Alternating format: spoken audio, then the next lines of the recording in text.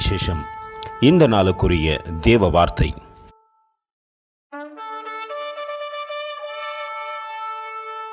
Yea, all kings shall fall down before him, all nations shall serve him. Psalms 72:11. రాజులందరూ అతనికి నమస్కారము చేసెదరు, అన్యజనులందరూ అతని సేవించెదరు. కీర్తనల గ్రంథం 72:11. சகல ராஜாக்களும் அவரை பணிந்து கொள்வார்கள், சகல ஜாதிகளும் அவரை சேவிப்பார்கள். சங்கீதம் 72:11. அன்பின் தேவ பிள்ளைகளே, நம்முடைய தேவன் ராஜாக்களை உண்டாக்கினவர், சகல ஜாதிகளையும் சிருஷ்டித்தவர். அவர் கரத்தின் கிரியைகள் நாம் என்று வேதம் சொல்லுகிறதே.